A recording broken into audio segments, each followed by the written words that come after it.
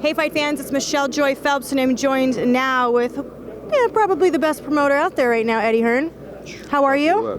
Love your work. love the intro. She's got sense, this girl, yeah. We got a big, nice undercard for Massive, Joshua yeah. Parker. Let's talk a bit about that. First of all, we got Povetkin and Price. Hello. Yeah, and did you see the size of David Price? I mean, listen, Price is a massive underdog in this fight, but I like what he said in his interview, which was, I got offered this fight and I just thought to myself, something good's going to happen in my career here. And that's a nice mentality to have. He can be not carefree because he's in with a monster in Alexander Povetkin, but he can go out as the underdog and do his thing. One thing we know about Price is he has the ability to end a fight at any time with his power. And if he didn't have that power, I would give him no chance in this fight. So we'll see. But interesting, we get to see Povetkin close up. That'll be a mandatory for Joshua if he wins at some point. So I'm excited about that fight. It's a very important fight for the division. Right now that we have a lot of talk going on in terms of failing drug tests, we obviously know that Povetkin had failed his drug test, which is why we didn't get the Wilder fight. But is that still a fight that would interest you, even if it's a mandatory? Because it has to. It has to. Oh, you're talking about Povetkin Joshua? Yeah. It has to, because we lose a belt otherwise. If he's made mandatory and we don't take the fight, we lose the belt. The aim is to be the undisputed heavyweight champion. It's very difficult to balance up the mandatories and the politics to make sure you can win all the belts. So that's why the Wilder fight's important to get made quite soon, because eventually we'll have all these different mandatories on us. So if Povetkin, I mean, look, when people talk about people failing drug tests in boxing, I don't necessarily think that Povetkin should be allowed to be the mandatory. But it's irrelevant. He is. That's sort of what I meant by that, is you feel like he's deserving of it. It's irrelevant. Okay. It's the reality, We can't sit there and say, oh, we're not fighting him because he failed a drugs test 2 years ago. If he's clear to box by the federations and the governing bodies and he's mandatory, we have to box him. Yeah. It's a tough fight. He's a really good fighter, Povetkin. I was watching him last night on the pads. He's a beast. Now, I spoke to Deontay Wilder. I just had to know, My mate. Your mate? Your BFF? Yeah, BFF. When it comes to the heavyweight fights, it seems like they're always very aggressive with you. Are you a bit nervous for when that fight does happen? Because Deontay's you guys have been kind of going back and forth. No, you see his punches coming from every angle. So I just duck them. No. It's nothing personal. And when I see these guys, it's not like he walks past me. Well, I hope not anyway. It didn't used to. And say but he knows the game.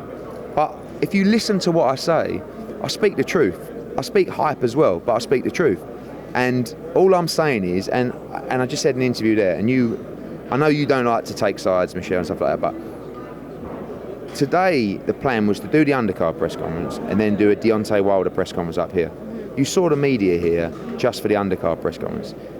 Don't you think it would have been a good idea for his profile to be here and speaking to the worldwide media ahead of this fight? It's not that it's no offence meant, it's just common sense. Who is advising this guy about not coming? I know he says, I'm not. He talks about, if I don't get in the ring, I'm not allowed to come. You can get in the ring, but we're not planning it. This fight's about Joshua and Parker. It's not geared about Deontay Wilder. We might not even win. If we win, AJ, and he's in his mood, he'll invite him in the ring, no problem. And you know what, if he didn't, Wilder would be there. They'd be 2 yards apart. But all it is ego.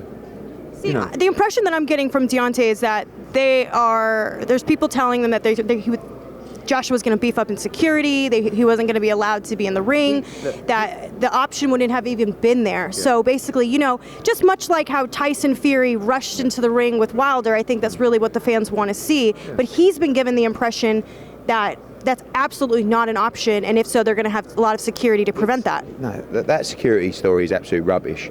The option is on Joshua, okay? So we haven't signed a contract. When we got Klitschko, people say, you let Klitschko in the ring. We'd signed a contract to fight. We're announcing a fight. We're not worried about giving Wilder a platform to storm in the ring and do all this.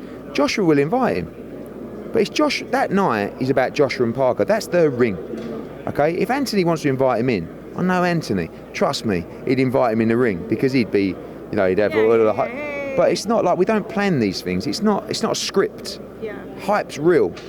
It's not. Fake hype is not of interest to me, right? You stand there and you jump in the ring and you get in front of him and you say that. No, just let it happen. But just to be here, even if he didn't come to the show, just to come today, get up on the stage at the weigh-in, those scenes are what enhances his profile. Those scenes are what makes the fans demand this fight happens. With him not turning up, they just think, oh, he ain't even serious about the fight. All it is just people, perhaps in his team, saying, no, let's stand up to this and say, no, we're not going. And all that does is hurt him and hurt his profile and hurt the fight. Because now people are saying, oh, he don't want to come because he's petrified of Dillian Whyte being there as well. But it's just show business. Question for you. Why is it more important for you to make the fight with Wilder against Whyte as opposed to with Anthony Joshua? It's not. Because it seems like it's like he has to go through Whyte first to get AJ. Absolutely not. Absolutely not. He doesn't have to fight Dillian Whyte first to get to AJ. It's just, all I'm saying is, if we make the Wilder fight in 2018, that fight will be in October, November, December. Right. Okay? We either have an interim fight in the middle, or we don't. See what happens on Saturday night. It's quite a tough fight, actually. So, all I'm saying is, in June or July, there's an opportunity for Deontay Wilder to earn 2 times as much money as he's ever earned to fight Dillian Whyte. He's WBC number 1. The two aren't linked. If there needs to be a deal, a 2-fight deal, no problem. I was just going to say, Deontay wanted me to tell you. He wanted me to say. Deontay to answer the phone, or for his people to actually get back to me and start a proper conversation about a deal. All I'm doing at the moment is making offers. Right. Deontay did say to tell you, he said, please tell Hearn that if that means that if I have to fight Whyte, but there's a guarantee that I get AJ next, then I'll do it. We can look at that, no problems at all. You heard it here first. We got to talk about the fight, the deal, no problem. Joshua is actually a secret fan of Dillian Whyte. I know they beef each other, but he wants to fight Dillian because he loves having a tear up with him. He'd like to see that fight. And if Wilder wins, which he claims he wins easy, do you know how big that makes the Joshua-Wilder fight? Yeah. And also, in the meantime, maybe Joshua could go to America in the summer and just get a fight out there to raise his profile, to make that fight as big as possible. But you have to understand, Michelle, the only person that's reaching out to anyone is me. Sometimes you've not heard from Lou, you've not heard from... Listen, Lou, I talk to Heyman's people, right? I've made him an increased offer for Dillian Whyte. At no point has anyone come back to me and said, oh, we'll look at that fight, but could we tie in the Joshua fight or look at a 2-fight deal? Yeah. That's all you have to do, not talk in the media. If there's 2 things he's done, Deontay Wilder. Number 1, if you give me a split, I'll take any split for the first fight against Joshua, as long as if I win, I get that split in return. Sounds good to me. No one said it to me. It's just Deontay said it in an interview. Where's his team? Like, they're supposed to want this fight so bad, but no one has ever initiated a conversation.